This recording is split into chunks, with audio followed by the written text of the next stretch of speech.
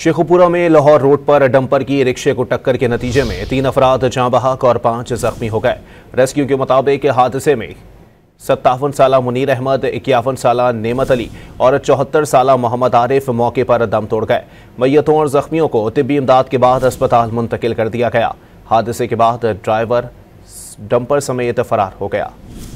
शेखुपुरा में लाहौर रोड पर डंपर की रिक्शे को टक्कर के नतीजे में 3 अफराद जाँ बहक और 5 जख्मी हो गए। रेस्क्यू के मुताबिक हादसे में 57 साला मुनीर अहमद, 51 साला नेमत अली और 74 साला मोहम्मद आरिफ मौके पर दम तोड़ गए। मय्यतों और जख्मियों को तिब्बी इमदाद के बाद अस्पताल मुंतकिल कर दिया गया।